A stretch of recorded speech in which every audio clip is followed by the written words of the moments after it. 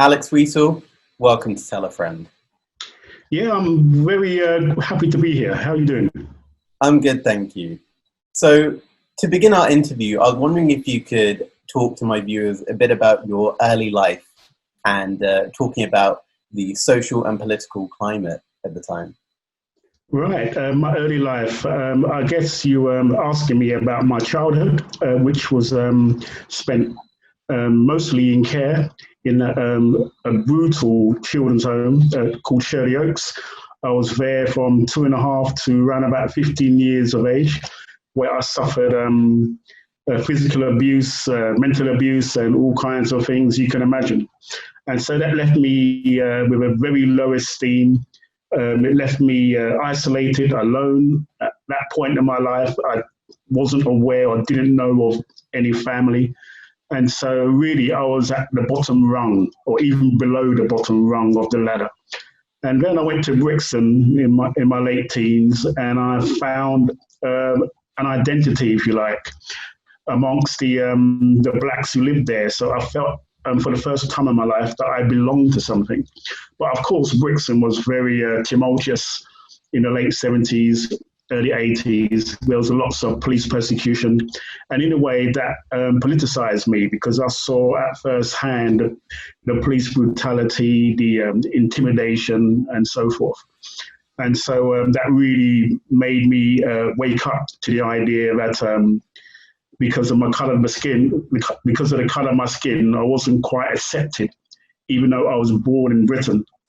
And so that all resulted in what happened in April 1981, the Brixton Uprising.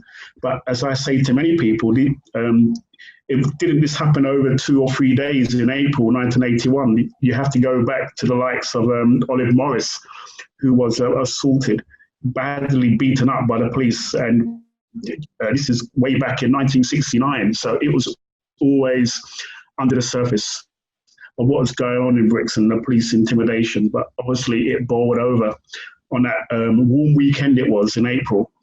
And it resulted in me serving time in prison, a few months. And then again, I found myself educating myself through reading. My cellmate, he was an avid reader, and he handed me a copy of C.L.R. James' The Black Jacobins. And for the first time in my life, I read the text of a black superhero, if you like, in Toussaint Louverture, because usually when I access popular culture for any kind of black heroes that were out there, I couldn't really find any. Maybe only on the sports field, but never in a military aspect or some kind of hero, you know, like the British, they had their Nelson, their Wellington, and so forth. And who can I look to? And so, really, in prison, that started the re-education of me, if you like. And I wanted to basically, when I came out, express my own kind of narrative and the narrative of the people who I grew up with. And so that is when I started my lyrics. I used to write lyrics for sound system performances and chants and songs and so forth. My big hero at the time was Linton Kwesi Johnson. He was an established dub poet, and he was the only one who I could see who actually related my existence. And so he was like a role model for me. It's something that I like to model myself on. And so my poetry was about my lived experience in care, on the streets of Brixton, feeling alone, feeling basically in solitary confinement. I felt many times because I still wasn't in touch with my family. I didn't know my mother, my father. I didn't know if I had any brothers or sisters. And so I just wanted to express that. And I think it was a very healthy thing for me to do instead of all the things bubbling up inside of me where I couldn't release them. Poetry and short stories and my little essays, and I used to keep a journal that kept me sane. And so I kept with that, and that began to give me confidence. And with that confidence, you can achieve many things. So I trained in engineering, I found myself a trade and so on, but I kept on with the creative work. And that resulted in 1999 with the publication of my first novel, Brixton Rock. So I'm celebrating 21 years now as a published author. It still feels unreal at times. And I think, wow, I was this little kid just trying to find some kind of belonging, just trying to find some kind of meaning to life, if you like, wondering why I was born many of the times. And here I find myself, 2020, I just released my 14th book, Cane Warriors. So it seems an amazing tale. So you spoke there about the influences of early activists such as Olive Morris, who was very active in Brixton. Yeah. So would you say that during the 1981 uprisings, you and your fellow peers who took to the streets, would you say you were building on that pre-existing Black British history of direct action? I believe so. Yes, very much so. Because I used to hear tales from my parents' generation that you have to show the other cheek. You have to not respond in a physical way. But I think with the stories of Olive Morris and the like, and Brixton was a very political place. You had people like Darcus Howe there, and he initiated a newspaper. I cannot remember the title of that newspaper. But Brixton was like a hub of Black thinkers and Black creative thinking as well, led by people like C.L.R. James, who actually was resident in Rowton Road for quite a long time. I wasn't aware of that when I was living there. And also, we cannot dismiss the influence of reggae music. When we would visit the record shops, the reggae record shops, sometimes you would see in the shop windows a black hand clutching barbed wire. And this is where my education grew as well, because this is where I learned about what was happening in Zimbabwe and Angola and South Africa. I didn't hear it in school. Brixton was the first time I heard Nelson Mandela's name. And so I was made politically aware of what is going on in the Black diaspora because of reggae and because of those album covers. And I think that politicized us to such an extent that we decided, you know what, we're not going to take any more oppression from the police, because they would hound us daily. They called us derogative names daily. They'd frame us. They would laugh at us. They would call us insulting, racist terms and so on. And it came to a point that many of us decided no more. And could you talk to me about some of the artists, some of the reggae artists that you were listening to at that time?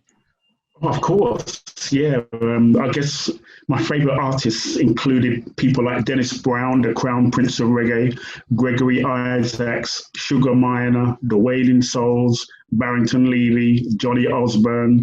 There were so many. For me, it was a golden age of reggae. And of course, Bob Marley as well. We listened to him constantly. I mean, everywhere you went in Brixton, you heard reggae music. No matter what street you walked down, we had a number of record shops in central Brixton.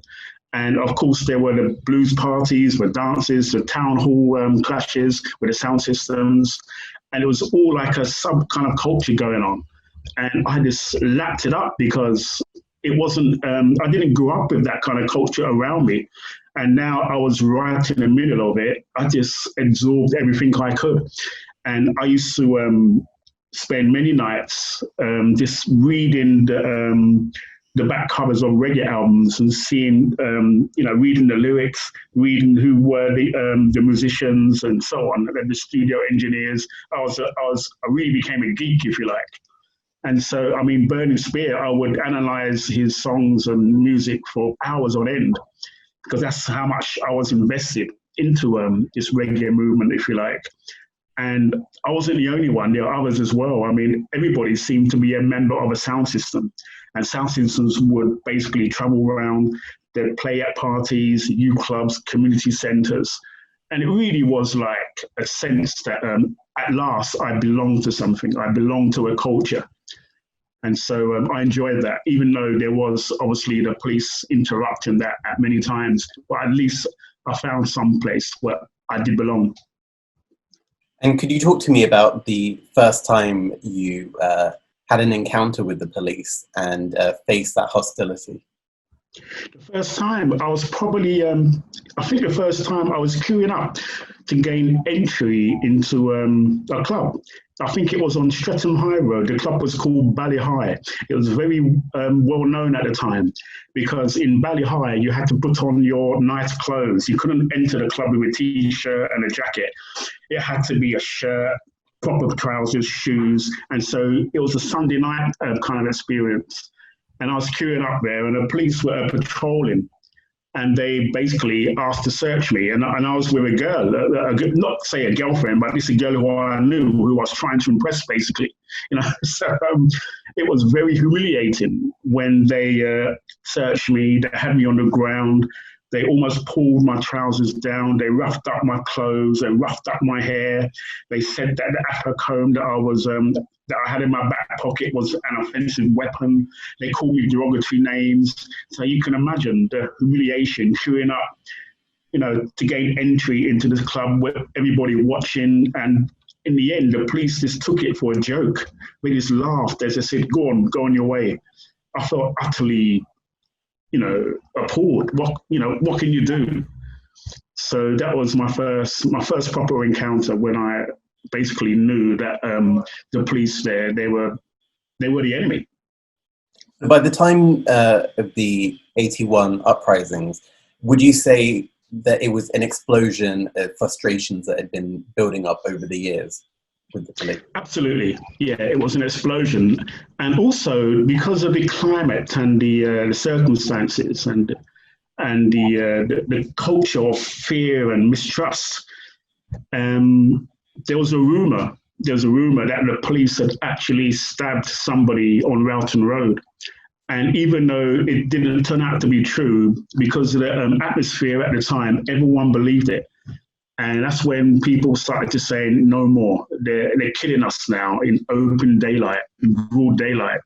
And so that's why on the Saturday, the stabbing happened on a Friday, apparently. But later we discovered that it wasn't the police who inflicted this injury on this young guy, but everyone believed it because of our bad relations with the police at the time. And so that went around Brixton like wildfire on the Friday night. I think that was the 9th or the 10th of April. And on the Saturday, Brixton was full like I've never seen before. All the barbershops, the record shops, the street corners, they were just brimming with people just expecting something to kick off. And the police obliged. They really did. I mean, you think they might have, been under some kind of restraint, but no, they arrested one cab driver, I think it was, and they battered his head on the bonnet of his own car. And somebody said, what are you doing? And it all started from there. And everyone tried to free the man who the police tried to arrest. And it just kicked off big time, as you say, an explosion. And when you were taken to the streets at that time, what was going on through your head? Like, could you comprehend the historical significance of what was taking place right before your eyes? I couldn't really comprehend the historical significance. I guess I just felt a charge through my body of exhilaration, fear, because no doubt I knew what would happen if I was caught and I was taken away and put in a police cell. I knew what was coming, but at the same time, there was a sense of, okay, you're running away from us now. It's time for us to wreak our revenge. So there was part of that charge for me too. And so there's lots of conflicting emotions, fear, excitement. And at the end of the day, when I look back now, I think, well, if we did not stand up, what would history be recording now?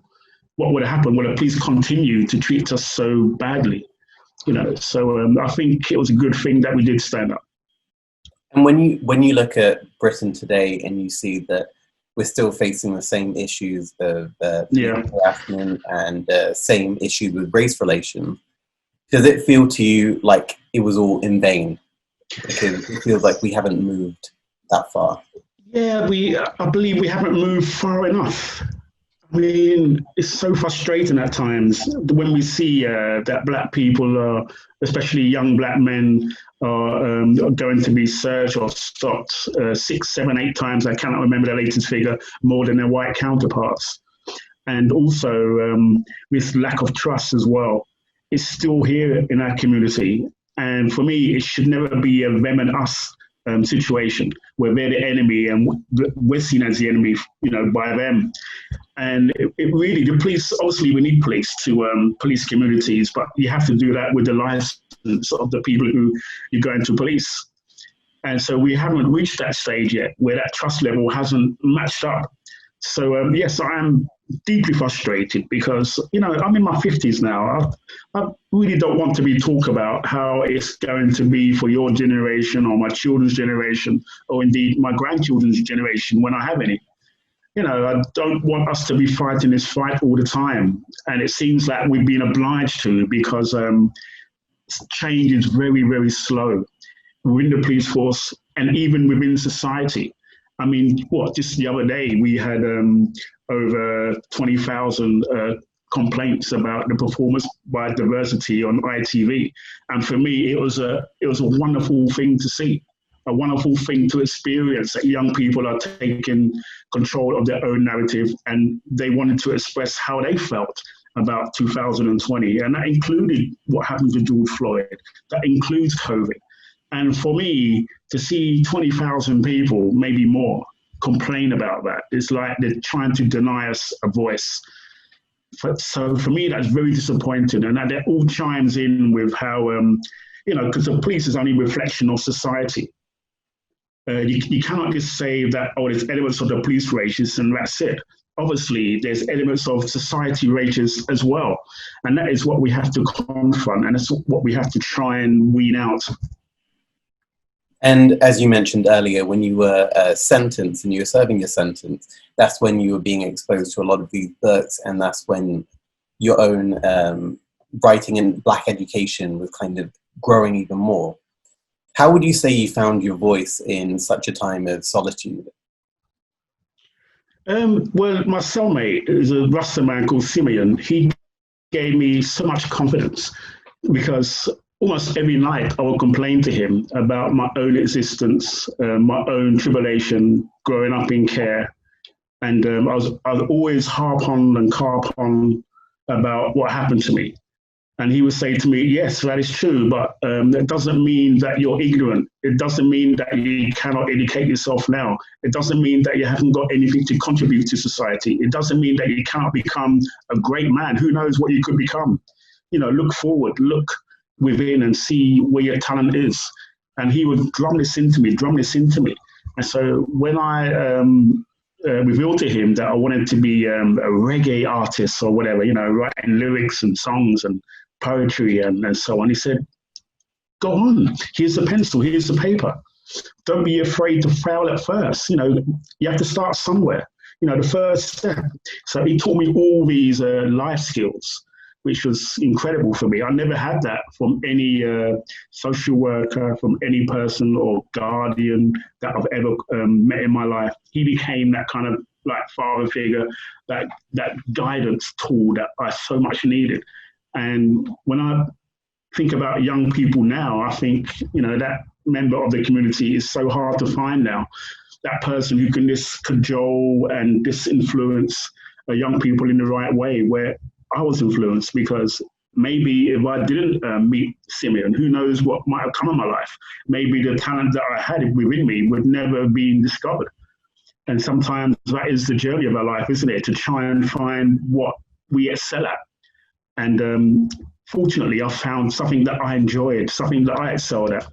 And even in the children's home, I was telling him that I spent most of my time reading comics and magazines, writing my own little cricket songs or football songs, trying to make cartoon characters. And I guess growing up as a kid, you kind of dismiss that. You think, that's just a hobby or something that filled the time in, if you like, as an escape to what was happening around me. But really, for me, it was developing a talent that I would later use. And so he encouraged me to go back to that Alex Wheatle when I was 8, 9, 10, and just be creative, do what I like, do what the world likes that. And so that's what I've been doing since I started writing. And if you look at a lot of your books, I'll list them here: Brixton Rock, Eastervaker Lane, Island Songs. A lot of them are based on your personal experience and your story. Yeah. And I was wondering, when you're writing these books, is it ever difficult for you to write something that is so close to your own personal story? Not really, because writing is a form of therapy for me. I think I mentioned before that it helped me address and confront the issues that I had growing up as a child, as a lonely child. And so me processing this lived history and putting it on the page is a kind of release for me. For years, Bryan, especially in my 20s, my childhood was something that I was very loath to discuss. I felt ashamed, I felt a bit awkward, I felt a bit uncomfortable. But the more I expressed it on the written page, the more comfortable I became of it, because I thought, well, this is me. And, I accept me, because for many years, I didn't want to know the child me or the teenage me. It was too embarrassing, too awkward, too impossible for me to confront. But now it was on the page and it's out there. It's like a paper airplane just flying around, and it landed softly. And I thought, yeah, I'm proud of who I am. I'm proud of what I've accomplished. I'm proud of that I've made something of myself from a very desperate start. And so, as I said to you before, writing is a form of therapy for me, and it always will be. Even if no one published me, I'll probably still write, just for my own satisfaction, my own kind of journey in life, as it were, to deal with the demons that we all have inside of us. Now, as a creative, where do you stand on the debate around politics and art? Do you think that it is a responsibility of creatives to use their art politically? Or do you believe that you can have people who write books, make music that don't have anything to do with what's going on in the current time?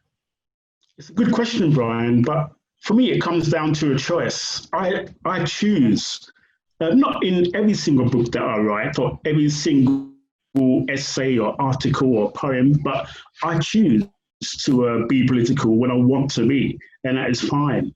And also, it's fine for those creatives who decide to write a piece of work that maybe not be termed political. That is fine also. I mean, sometimes I think to myself, commentators don't actually ask so many white creatives that they might consider being political in their work. Sometimes they can just be considered as an entertainer, and that's it. Just entertain the masses. You can create your art for the masses, and that's it. We don't have to ask any more questions about it. And I think we should at least be given that choice too. But me personally, I'm a political animal. And so every now and again, I'm going to come out with something that hopefully is going to make you think about the issues that Black people face, the experiences that Black people have lived, and so forth, or even poor people for that matter, because I'm not just black and white. I'm also politically aware about poverty, class, and all the rest of that. And so in all my books, I try to hint at those kind of issues, if you like. Like even in my Crompton books, I hint at those kind of, like in Homegirl, where it's poverty that's a driving force. Or in Crompton Nights, it's a gang warfare that's a driving force. And I feel I have something to say about that, and so on. Like my present book, Cane Warriors, obviously I'm writing about history that I think should have been covered many, many times before it was allowed to. Slave revolts in Jamaica, they're not really written about at length. And it's something that I feel we need to address, because it wasn't just about William Wilberforce going up in Parliament and saying abolish slavery. Many people don't realize or are aware that the slave masters were given something like £20 million in 1833, which I don't know, I'm not a mathematician, but today that would be something in the billions. So obviously if they had an incentive to abolish slavery. But for me, the driving force to stop slavery was the slave revolts, because if they didn't occur, they would have kept on reaping their rewards. The insurrections, they stopped that flow. They really did. So I think we need to tell more of those stories, where we capture the narrative rather than they tell the narrative for us. Now, let me bring it forward to 2008 when you were given your MBE. When you got that phone call or when you got that letter, what was your reaction? At first, I thought it was a summons from the police. It was a long envelope, a very long envelope. I thought, oh my God, what have I done now? But I opened it, and I have to admit, there was a big debate with my family and friends. Should I accept this? Because obviously I know Benjamin Zephaniah, he refused it, and others have refused it as well. I mean, the empire, is it really still there? Is it really a thing? And so I thought about it, heavily for the next week, 2 weeks or so on. And then I finally concluded that somebody out there, I don't know who, has recognized that I've done something good. I've done something good. And it doesn't really matter whether they give MBEs or knighthoods to anybody else who perhaps don't deserve them or whatever, I don't know. But they recognize that I've done something good. In my career, I've facilitated workshops in prisons, mental health institutions, schools, all kinds of different places. And the award was just as much for that work as it is for my writing. And so I thought, you know what, somebody's recognized I've done something good, and I believe I have too. And they decided to give me this MBE. So I thought, you know what, I'm gonna accept it because of the work I have done. So yeah, I accepted it. As I said, I did have sleepless nights about it, how I would be perceived by my Black community and so on. But I decided it's not going to change my outlook on what I'm going to write about. I'm going to be as political as ever, even maybe more so, because I think once you gain success, you're given that freedom, aren't you? Where you can be more expansive. You can be, I can address the issues I really want to address, because I won't have an editor saying, oh, Alex, you should not write about this. I'm not sure if it'll sell. Now I'm quite an established author, so now I can write about what I please. So I'm in an even more powerful position now. And so, if anything, it's enhanced my creativity, if you like, and to feel total freedom in writing about whatever subject I choose. Now, building on that, I wanted to ask you, when you're writing your books, do you ever have that conflict between publishers who may have a financial incentive versus your own creative vision for what you're writing? Do you ever have that back and forth? No, not really. That's not really happened to me. I've always written exactly what I wanted to write about. With Brixton Rock, I wanted to write about a character who's been in the care system, who's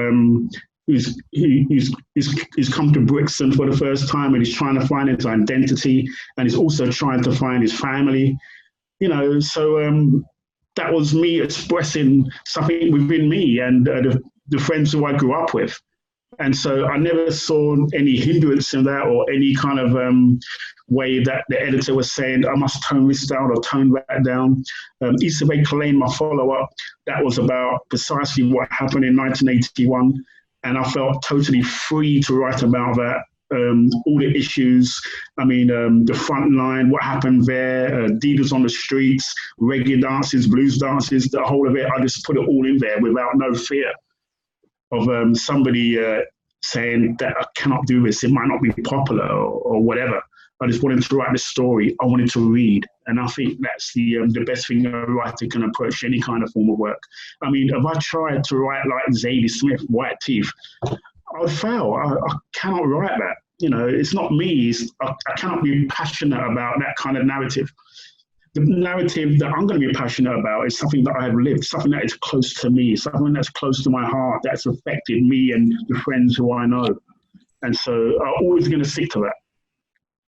Now, in recent days, it was announced that Steve McQueen has made a film about your life, and it will be part of his 5-film anthology called Small Acts. That's correct, yeah. And can you talk to me again about, when did you first hear that they were making this film about your life? Well, 4 or 5 years ago, I was part of the Steve McQueen writers' room that were developing this series. It's been in development for a long, long time. And me and Courtney Luden and others were in this writing room.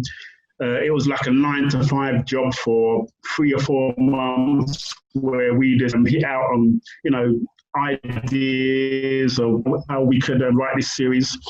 And Steve wanted a story about a young black male who's been through institutions, is maybe spent some time in a children's home or a bull stall, or maybe served some time in prison. He really wanted to tell that story because that's been so missing in action on major television outlets over the years.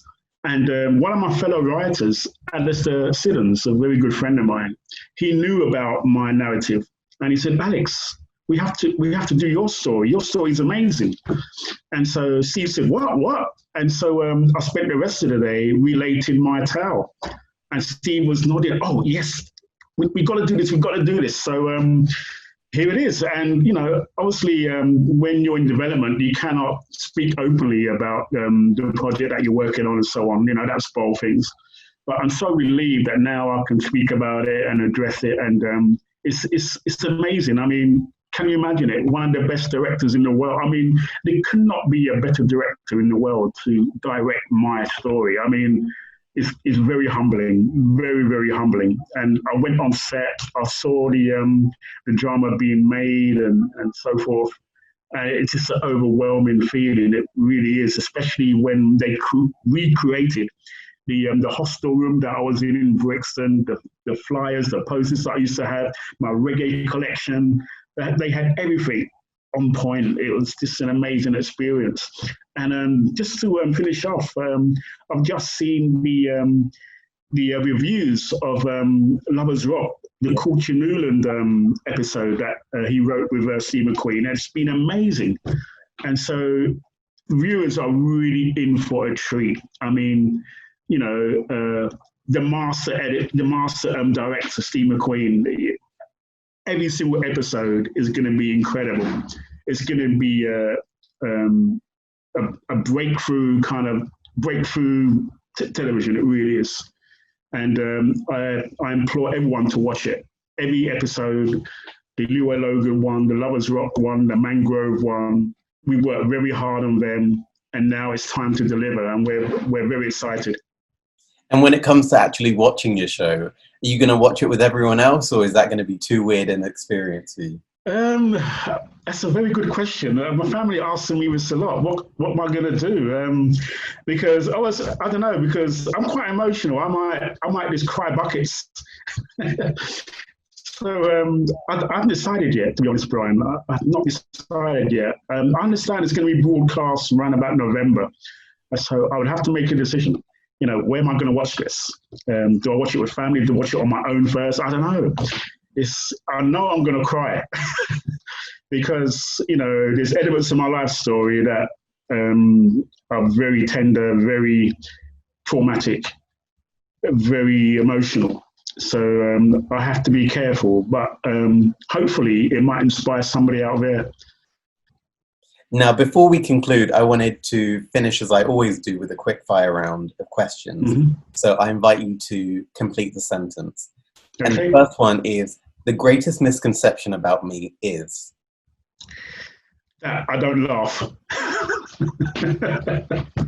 Second one, my biggest regret is? Not taking on extra English when I was 15. I am most proud of?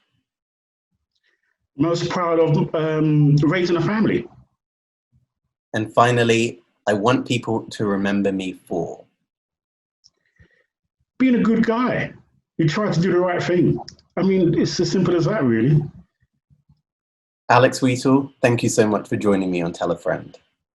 Thank you. Thank you very much.